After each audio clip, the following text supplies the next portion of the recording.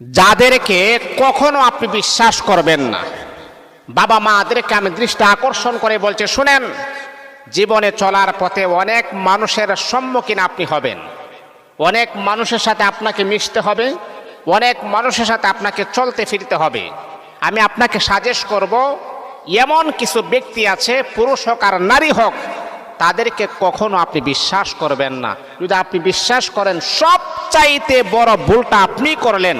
একটা কথা আছে না, নিজের পায়ে নিজে কুড়াল মারলেন, নিজের ধ্বংসটা নিজেই টেনে আনলেন। তাদেরকে বিশ্বাস করা মানে আগুনে জাপ দেওয়ার সমান, তাদেরকে বিশ্বাস করা মানে নিজের পায়ে নিজে কুড়াল মারার সমান, তাদেরকে বিশ্বাস করাই মানে হচ্ছে নিজের ধ্বংসটা নিজেই আমি টেনে নিয়েছি। আমি আপনাদেরকে সাজেস্ট করব, তাদেরকে কখনো বিশ্বাস করবেন না। তারা কারা? আজকে তাদের পরিচয় সম্পর্কে আপনাদের সামনে আমি তুলে ধরব, তাদের পরিপূর্ণ ডিটেলস সম্পর্কে আমি তুলে ধরব। এই বিষয়গুলো জানার পরে একটু সতর্ক হবেন, এই বিষয়গুলো জানার পরে একটু অ্যাক্টিভ থাকবেন। বিশ্বাসটা যদি আপনি না করেন, তাহলে আপনি বিপদের সম্মুখীন হবেন। আমার কথাগুলার মূল মাকসাদ হচ্ছে মানুষকে সতর্ক করা, যাতে করে মানুষের কোনো রকমের কোনো বিপদগ্রস্ত যেন না হয়ে যায়। তাদেরকে সতর্ক করুন, জাহান্নামের আগুন থেকে সতর্ক করি, মানুষ যেন জাহান্নামী না হয়ে যায়। দুনিয়ার জমিনে চলতে ফিরতে গিয়ে মানুষ যেন বিপদের সম্মুখীন না হয়, সতর্ক করা, এটাই হচ্ছে আমার ইমানি দায়িত্ব। সম্মানিত হাজিরিন, এক নাম্বার হচ্ছে যাদেরকে কখনো বিশ্বাস করবেন না, তারা হচ্ছে 3 শ্রেণীর লোক। তাদেরকে বিশ্বাস করবেন না। এক নাম্বার হচ্ছে সে এমন একজন নিজের ছেলে মেয়ে ছেড়ে চলে আসছে এমন নারী অথবা পুরুষকে বিশ্বাস করবেন না।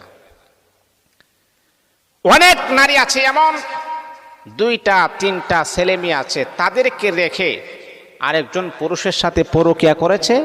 আহা, 3টা ছেলে মেয়েকে ছেড়ে দিয়ে যে নারী চলে আসছে, বাবারে একটুবার চিন্তা করো, যে নারীটা আপন ছেলে মেয়েকে স্বামীকে রেখে আপনার কাছে চলে আসছে, ওই নারীটা তো আপনাকে ছেড়েও সে চলে যাইতে পারে।